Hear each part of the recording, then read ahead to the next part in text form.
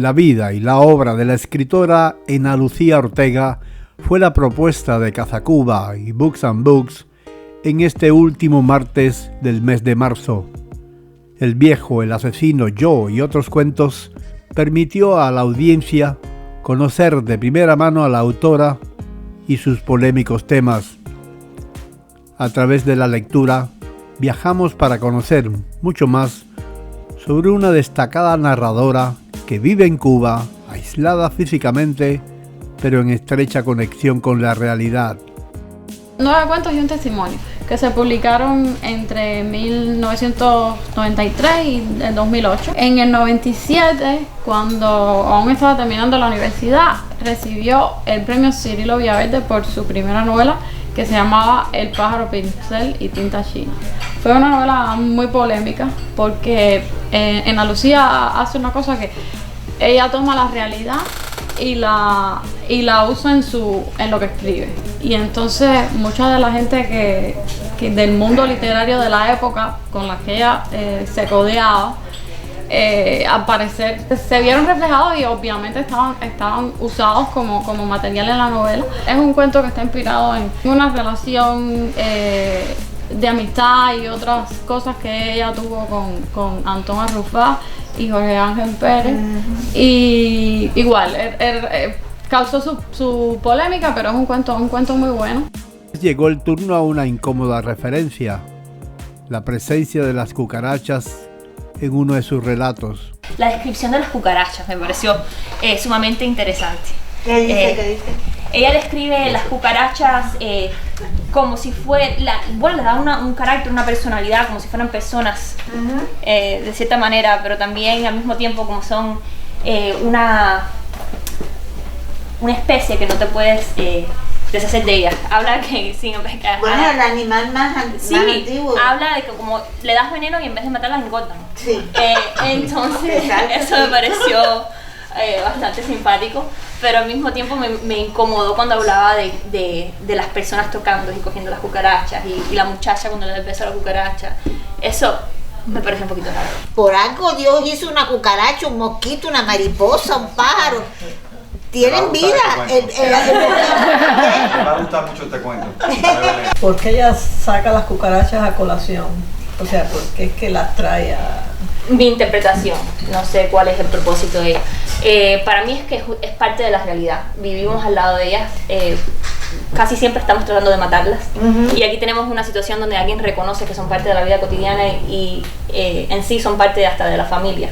El personaje del fumigador a mí me parece muy interesante en ese cuento, porque es algo que supuestamente, o sea, cualquiera, si se lo lee a alguien que no vivió la experiencia en Cuba, se piensa que es ficción, porque es algo muy surrealista, pero es literalmente la realidad. Y de hecho mi mamá y yo llegamos a Cuba y tenemos la casa cerrada y vino un exterminador y hicimos lo que siempre hacíamos, que es escondernos. Sí. Y entonces de hecho porque no queremos que entre el fumigador, porque te llena la casa de un humo tóxico ahí. Y entonces en este cuento la figura del fumigador es muy interesante. Y yo creo que tiene un poco que ver con el establishment o lo que es normal, las imposiciones de la vida civilizada y de como tal la autoridad. En los años 90, el mundo miraba con interés a los intelectuales en la isla.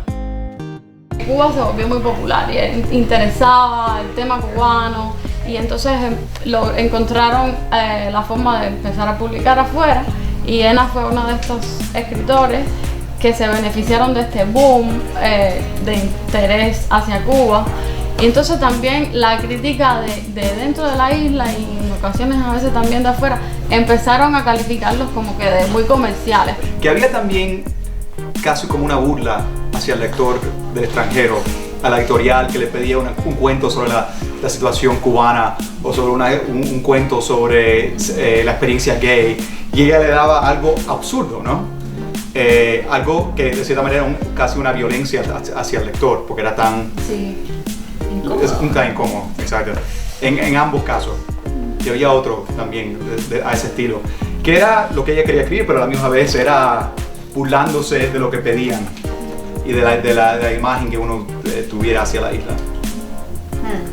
Sí, claro, que muchas veces ven a la isla como si fuera un objeto a saber, como si fuera un animal. Exacto. Que quieren conocer qué pasa, entonces es complicado a veces como para uno que está allí decir qué te puedo decir, ¿no? Te voy a contar una realidad, es mejor a veces contar algo más diferente, ¿no? Pienso yo, ¿no? En estas reuniones siempre asoma la referencia inevitable a la cubanía. Entonces, a mí, como cubana, me interesa saber la verdad, porque yo la veo a mi país desde otro siglo, otras circunstancias. El que nació, tú lo ven desde otro foco, porque obviamente yo comparo lo que yo viví con lo que yo creo que y lo que obviamente sucede, porque cuando tú ves que La Habana te pone foto, está toda derruida y eso nunca en mi vida lo vi. Para mí es importante saber cómo piensa todo el mundo y tratar de no juzgar. En un momento dice en una de las notas, critica a Virgilio Piñera y dice que lo sobrevaloran o no sé qué cosa, pero que es interesante porque estos cuentos me recordaron mucho a los cuentos de Virgilio Piñera, que incluso él tiene uno que se llama La carne de René, que es todo sobre el canibalismo, que se parecía mucho a esta. Así que todo esto me parece como que que aunque existe en lo presente, en lo cotidiano de ese momento, que también es toda la tortura esta de ser cubana y de ser escritora cubana y de todos los escritores que vinieron antes que le informan ese trabajo. Por argumentos oficialistas y el mal de Parkinson, se le llegó hasta negar la ubicación laboral en Casa de las Américas, en el Instituto de Literatura y Lingüística y en la Fundación Alejo Carpentier. Fue entonces que la doctora Graciela Pogolotti valoró su autenticidad y le ofreció trabajo como editora en la redacción de narrativa de las Ediciones Unión, pero trabajando desde su casa. Hoy ha sido una de esas noches mágicas de Books and Books y Cazacuba, donde hemos descubierto mucho más sobre el autor, su obra y sus desafíos.